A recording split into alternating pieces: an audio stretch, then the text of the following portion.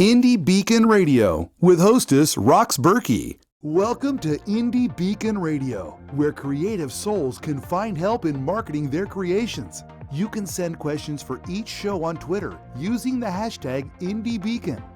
Now sit back and enjoy learning about our guest for this show. Welcome to Indie Beacon Radio. I'm Rox Burkey, and I am delighted this evening to be having a nice conversation with a new author for me called Jason Guinn. Jason, welcome. Thank you so much. Very happy to be here. You know, I really want the listeners to learn about what you're doing. I know you have one book out, but I want to go before the book. Why did you decide that you wanted to write this book? Okay. For me, I'm a Christian, and I've gone to a lot of Christian schools and things like that to learn about the Bible. And there was always one part of the Bible that I always thought was so different compared to all the other, chapters and books, which was the book of Revelation. And I remember when I was studying the Bible, and we started moving to that section, it really freaked me out. I mean, all the craziness and the wars and all that stuff. And I just always thought, wow, that would make a cool book if you could really get into that Armageddon scenario and kind of have fun with it. So that was back probably in middle school where the fascination with that really began. And ever since then, I've kind of dabbled with apocalyptic stories. And this one takes a different twist to it. It's humorous, but instead of following the good guys, it's kind of following the bad guys a little bit more. So we have anti-heroes and the villains are like really, really villainous. So I just always found that stuff just very, very interesting. Oh, that's fascinating. So, okay, you started this in middle school. Mm-hmm. And so what was the final, kind of nudge that said, okay, I am going to put pen to paper, typewriter to keyboard, whatever method you use and happen. So when was that? So the idea has always been kind of in the back of my mind. And I'm not one of those authors that write down, I like a writer's journal or anything like that, where they keep little notes and pads and stuff all around them with all these ideas. I just let it simmer in my head. And for this one, I wrote, if you go online, you can get my very first book, which is also apocalyptic. I finished writing that one, then I wrote a vampire story, and then I wrote, I forget what the third one was now, but all these different manuscripts. And I finished one book, I'm just like, okay, what do I want to do now? And I'm like, oh, I have that one idea from a long time ago. Let's see if I can't finally nail it this time. And I felt mature enough. I felt ready enough. I started doing tons of research into it, and I just felt like now was the time to get this book written. And so I challenged myself to do it, and I wrote it in about a year, the first draft in about a year. So it's pretty fast for me because the first book took forever. So I was pretty proud of that. So that's kind of what instigated it. It's just like, I just finished this project. It was still simmering in my mind, had some new ideas, some fresh takes. It's like, okay, let's do it now. I think that's awesome. So is your wife your biggest fan? Does she read everything that you're doing? I wish. She supports it, which is probably the most important part that someone can do, is give you the time to do it, encourage you to keep it up, especially when you get rejection letters from agents after 4 failed manuscripts, just to keep going. Right. But she said she'll read it once this second edition comes out this fall, which I'm planning to have done soon. And my other book is coming out hopefully around the same time, and she's planning to read that one as well, because she's not really into horror, so I can't really force her to read something that she's not into. So. No, I mean, some people just can't, are not fans of scary books. So yeah, I mean, it's fascinating. Taking a year to write your first draft manuscript and then having it edited. So did you find that the process for you was a really positive process? Did you have a good editor that was like encouraging as well as correcting? Yes and no. The first draft, I was living overseas in China at the time, so there was really no feedback at all. And I wrote the manuscript, I edited it myself in my spare time, and I thought, this book is awesome, it's going to be great. And then I moved back to Texas, and I joined a writers group, which is over in Bedford, the DFW writers group, which is a really good one. And we started to do readings. And I remember the first time I read my first chapter, I'm like, oh, they're going to love it. They're going to think I'm such a great writer. And they hated it, and the feedback was very negative. But it was very helpful, because I don't like people just saying, oh, it's so good, when it's not. I need to know, okay, this isn't working, or the dialogue's not right, or you might tweak it here or fix this character here. And so working with the DFW's writers group really, for the next year or so, really helped me edit the book. So that was really, really helpful. And then when the book was getting ready to be published by Burning Ball Press, they had an internal editor that they were going to use to fix the book. And when I reread it recently, I realized that the editor really didn't do too much. There were actually some errors in it that made me feel embarrassed, you know? So that's when I decided, oh, I might want to fix this up a little bit myself and then resubmit it. And I talked to my publisher and he's like, yeah, go for it. So that's why I'm doing kind of like a director's cut. So it's going to be a lot more material in it. There's going to be a free extra short story added to it at the end. I'm going to do an author's note just to kind of make it have a higher value than the current edition. There you go. That's awesome. What a great idea. And that's coming out when? I'm hoping maybe end of August, early September. I'm going to start doing a promotional campaign for it to get the readers excited. And my publisher and I are going to work together to do some online interviews, do some advertising on their website to get people hopefully more excited. And then that way, when it does come out in September, maybe around Halloween at a latest, it can really help it in the sales department. So. Well, and that's always great for a horror story. I mean, Halloween is like, you know, the time for horror stories. And the name of this book now, Jason, what is the name of this book? Oh, it's called The Wretched. The Wretched. Yeah. That's just all kinds of, you know, gives me tingles on my spine. Awesome. So, I mean, this is going to be a really, really fun book to come out at Halloween and to do a lot of promotion around because it is kind of a horror kind of film. So what's the main character's name? The evil guy. The main character of the book is Lucifer, basically. And I remember when I was first pitching this book at the writers' conferences I went to, everybody was like, oh, everybody does the devil. Everybody has him. But I'm like, but mine's a twist on it because, well, some people use anti-hero. I know there's a TV show called Lucifer. When I saw the TV show the first time, I'm like, oh, no, this is so similar. Oh, darn it. But in my book, Lucifer is kicked out of hell. He's on Earth. Earth is the only place he can be killed. And he's actually saved by God, basically. And he's recruited to basically purge the world of evil. So since he's the one who put it there, he's the one who can finally break it up and free the earth from the evil influences. And so him and a ragtag of all these anti-heroes, basically, because the wretched basically means these are horrible people. They're all going to hell when they die, but God's given them this second chance. If you fight for me and you cleanse the evil of the world, you will get a chance to go to heaven.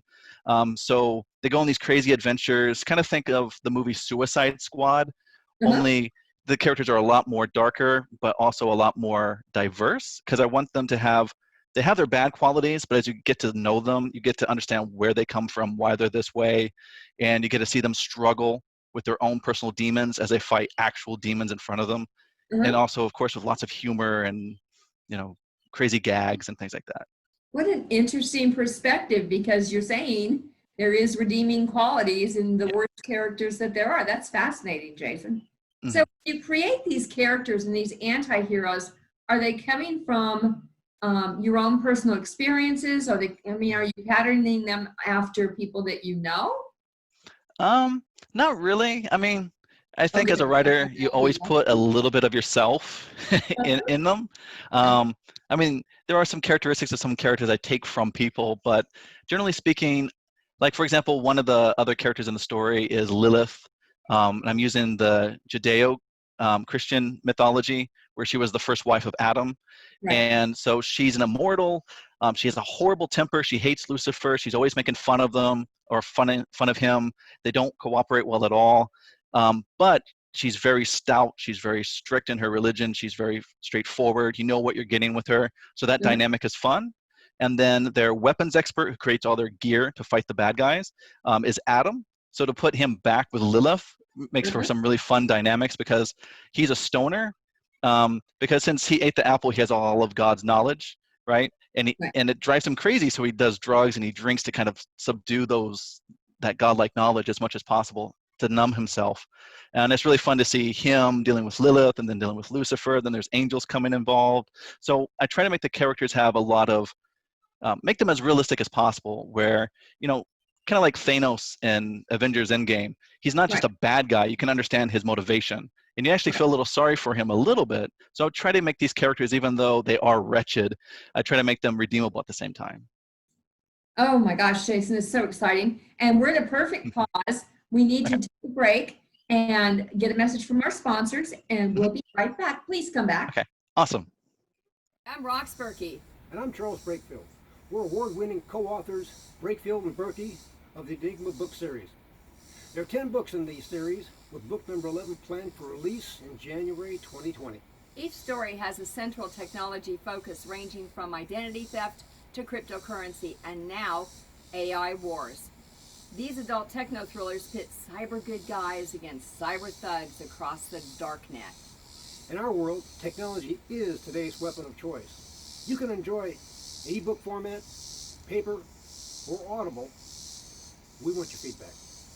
Until the next story, thank you. Thanks. Well, hello there, my friends. My name is Randy James, independent voiceover producer in the Dallas, Texas area, available to write and record a 30-second commercial, much like the one you're hearing right now.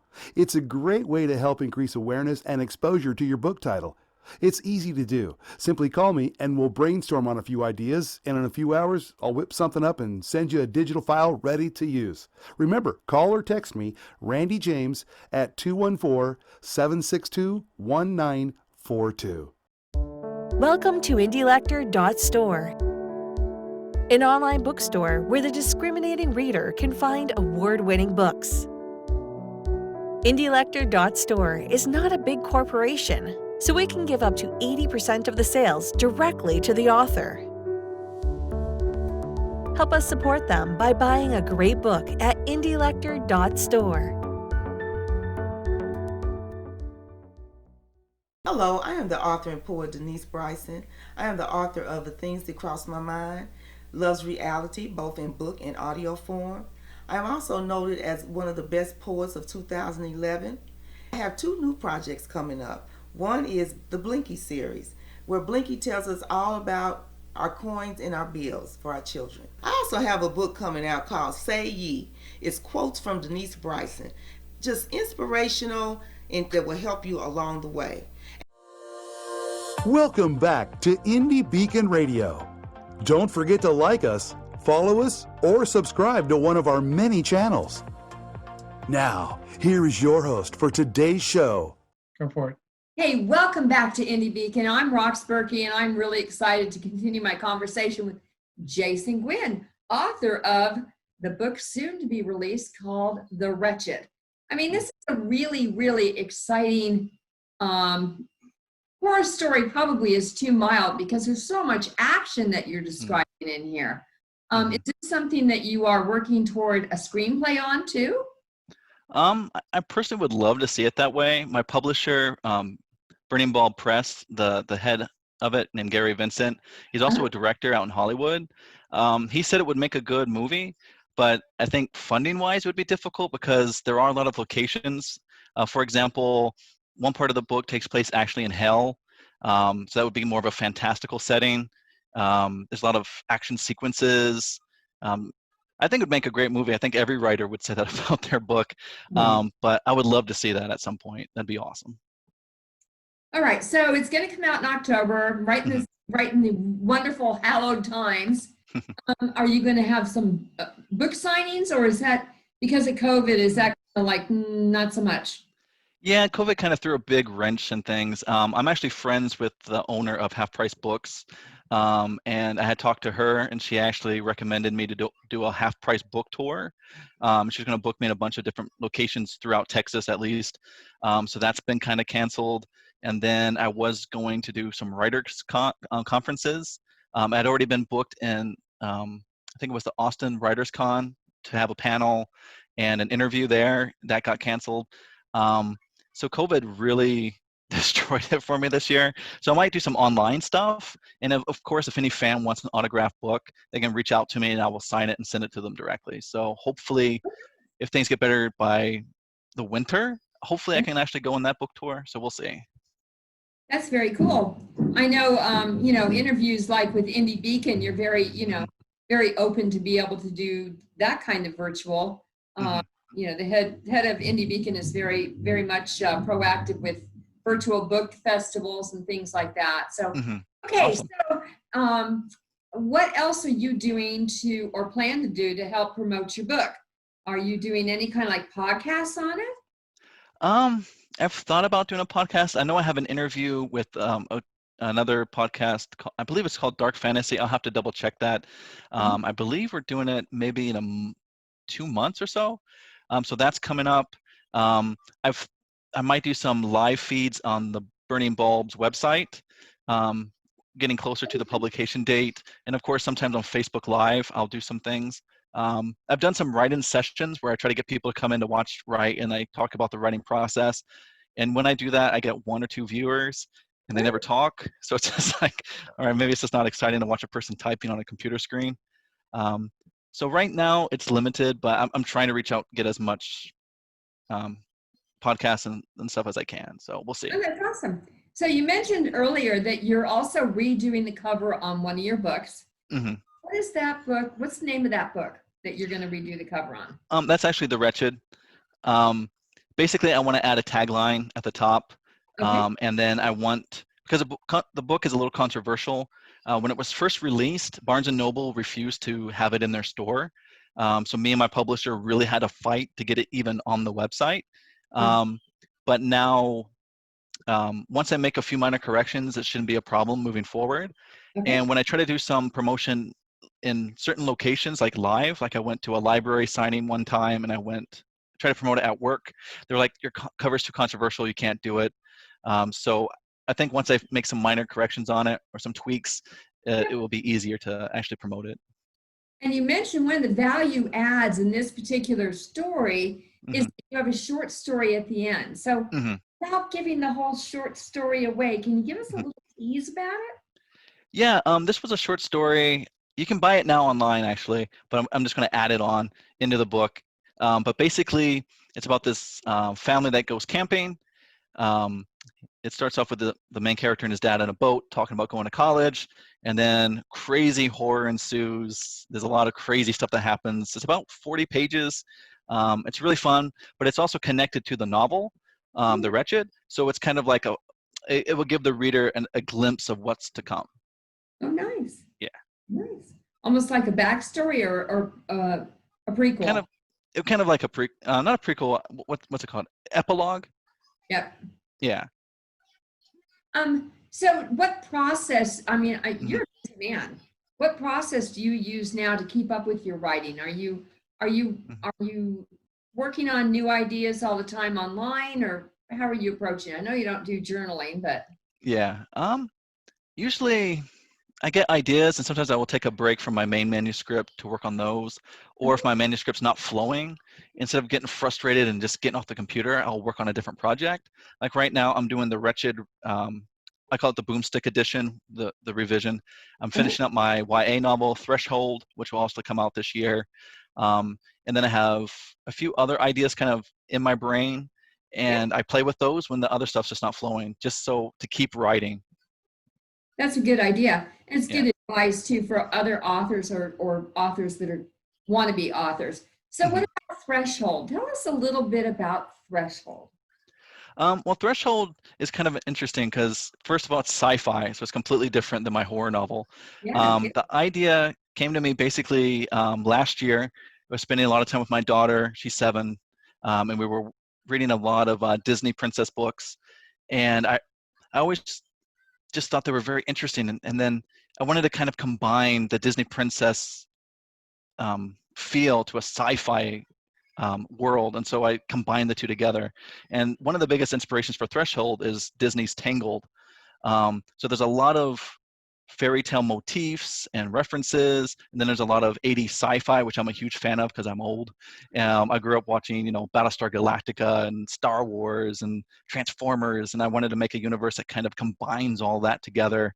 And also just take a break from writing horror. So that's kind of where Threshold kind of came from.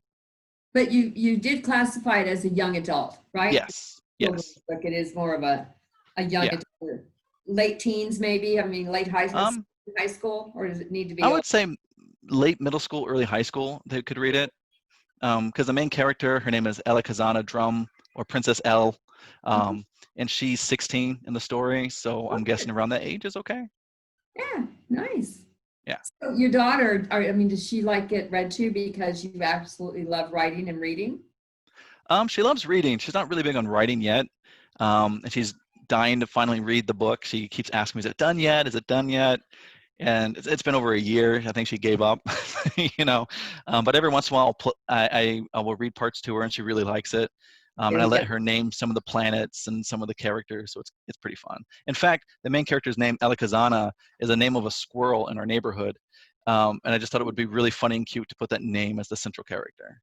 So your daughter actually helped create one of the character names. That's awesome. Yeah.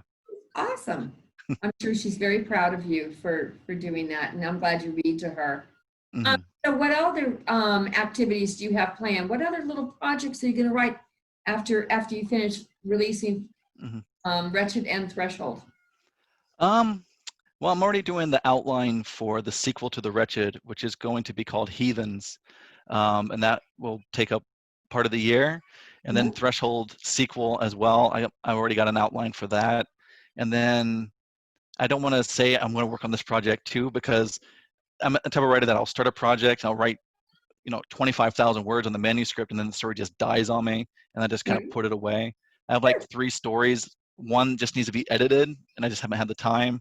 I have another one that I wrote about 65 pages into it, and then I hit a wall, and now that one's on the side. And then I had a story called The Zoo that I was working on, which takes place in space, and I wrote, I think, the opening chapter to it, and a lot of people really liked it, but once I got them on the UFO, I didn't know what to do with it, so that's kind of frozen in time and space on my computer as well. So, but mainly it's going to be Heathens and the sequel to Threshold, which is untitled at the moment. Awesome. I mean, that's wonderful to be so busy. How exciting. So are you at a position where you want to be a full-time author, or are you not able to do that yet? I think I'm like most writers. It's a dream to be a full-time author, to be able to just write full-time. But unfortunately, at the moment, with the sales where they are and the competition where it is, I'm unable to be a full-time author right now. So I have a full-time job. So I work 8 hours a day. When I come home, take care of the family. And once they go to bed, I have 2 kids. So once they go to sleep, I'll write for an hour, 2 hours if I'm lucky. And then I crash. And that's kind of the routine at the moment. So I hear you. It's a lot of what authors do. So Jason, we're going to take another short break. Okay. Listen to our sponsors, and we'll be right back. All right. Awesome. Thank you for watching or listening to Indie Beacon Radio. Our sponsor, IndieLector.store, is the only bookstore that pays authors their fair share for book sales. Help authors to succeed and enjoy a great book by supporting them at IndieLector.store. Enjoy a 10% discount with coupon code SHOPPER20 at IndieLector.store. Coupon valid until December 31st, 2020. That's IndieLector.store, coupon code SHOPPER20. The 5th Annual Authors Marketing Event. 2 days of live seminars in marketing for authors. The only organization that certifies authors in marketing. Live and free to the first 100 authors registered. Sponsored by Bubblish, empowering entrepreneurs, and Indie Lector Store, paying authors for their fair share. Head to www.2020.authorsmarketingguild.com today. What started as a love letter to her son has become an international love letter for all parents to their children. Now you can read acclaimed author Shanalee Charbonneau's story to your children. When her son was very sick, she calmed him by singing her own song to him. She turned that song into the book, My Mama Loves Me, I'm Her Little Boy. She wrote 3 more magical books for all parents and kids 6 and under. Available at Indie Lector, Amazon, and all local and national outlets. Authors Marketing Guild is a membership-owned organization designed to help authors succeed and learn how to better market and sell themselves and their books. Join us at authorsmarketingguild.com and receive so many benefits you'll wonder why you didn't join sooner. That's authorsmarketingguild.com. Welcome back to Indie Beacon Radio. Don't forget to like us, follow us, or subscribe to one of our many channels. Now, here is your host for today's show. Hey, this is Rox Burkey with Indie Beacon Radio, and I am excited to be back here again with Jason Guinn, author of The Wretched and Threshold, and just a very, very busy man. You've got 4 projects going on right now at my last count.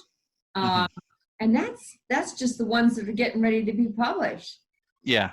How do people, reach out and find out about Jason? What's the best way? You can find me on Facebook under Jason Guinn, but I know if you look for me on Facebook, it's kind of funny. There's another Jason Guinn who's a writer from, I think he's also from Texas. He's a poet, and sometimes when people try to find me, they find him, and it gets kind of confusing. I have a blog as well over on WordPress, and it's just, again, if you type in Jason Guinn 789, you can find me there. I try to write blogs about writing. I post some things about my book, what I'm working on, or I tackle some topics that might be big in the literary world. So just if you want to learn more about me, you can do it that way. Yeah, no, it's awesome. And really the blog address that I found easiest to get a hold of you was Jason Guinn, GUINN.home.blog. And that worked really, really well for me. So one of the things that you have on here is, you kind of talk about some different things, and your blog articles are such that, do you have a lot of feedback from your readers? Yeah, sometimes. I guess it kind of depends on what the article is. The ones that are a little bit more about the literary world, where I thought I would get more feedback, I don't really get much, but I get a lot of readers. The ones where I get feedback from are ones where I'm just kind of joking around or having fun with something. People say, oh, your voice is so funny, your tone is good. But when I'm being serious, nobody seems to care. So it kind of depends on the article, I guess, or the blog, I guess. So there's a contact you on this particular blog. Are you good at responding to people that contact you? Oh yeah, anybody who reaches out to me, I respond. If you come on Facebook, like a lot of fans will just kind of pop up magically and just say, hey man, I read your book, which is really cool. So if you read the book or you want to just talk about writing in general, I'll talk your ear off because I love talking about writing and books and horror films and professional wrestling. It doesn't matter. Yeah, I love talking to my fans. And some of them have become great friends. They recommend books I should read, or here's some bands you would like, which is really fun. So I love interacting with my fans, And that's awesome. I mean, that's the way you get raving fans, right? You keep cultivating that. So do you have like advice that you would be willing to share with people that want to be authors, especially young people that are like high school, that would help them? Since you started in middle school, I'm sure you have some great advice. Yeah, I think the best thing you can do in this world full of distractions is set a time and set realistic goals. What's really helped me really improve my writing is my goal now is to write 500 words a day. That's it. That's like a page. And if I can do that, or if I can't do 500 words, say the story is not flowing, I will edit as much as I can within my time frame. And I do that every single day.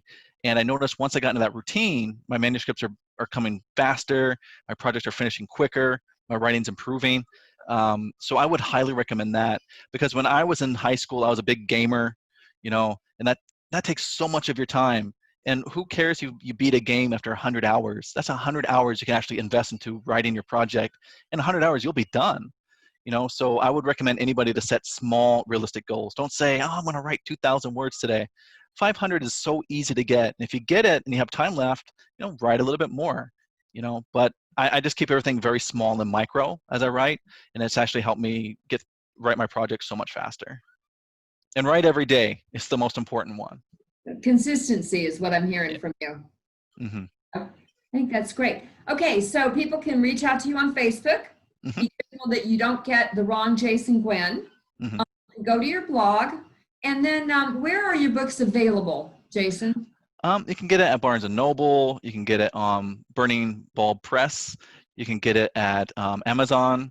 If you go to Amazon, there are 2 books there. One of them is my first novel, self-published in 2015, called Holy Crap. That one is out of print. I took it offline because I wanted to, at some point, fix it and tweak it. So that one's currently not available, but I have the short story called The Fallen, which is available for 99 cents. And then the novel, The Wretched, is there. And I would recommend anybody who is interested in a book's evolution to go ahead and get it and then maybe get the second edition, not because I'm out for money, but it's fun to see how an author will do it one way and then how they're going to change it. So my current draft, I almost called it what's it called? An uncorrected proof. Because the next one's going to come out as a director's cut. It's going to have tons more material. And I'm a big book collector. I have Stephen King and Clive Barker books, and I collect the uncorrected proofs. And they're really fun to see, all right, here's where the story began, and here's the published copy. And it's really cool to compare. I think that's often. I wish we had more time, Jason, but we are at the end of our time. So please be safe, have fun, and I look forward to seeing the Wretched and Threshold around Halloween. Awesome. Thank you so much. I appreciate it. Thank you for listening to Indie Beacon Radio, where creative souls can find help in marketing their creations. To learn more about Indie Beacon services, to be a guest on the show, or to advertise on our show, please visit our website. Indie Beacon Radio with hostess Rox Burkey. Indie Beacon Radio is produced by B. Allen Bourgeois for Authors Marketing Guild LLC, copyright 2020. Voiceover by Randy James, Lydia Bello, and B. Allen Bourgeois. To be a sponsor of the show or for more information, please email us at info@authorsmarketingguild.com. To be interviewed for the show, please complete the form at radio.authorsmarketingguild.com. Music Always Rejoice by Ramcord of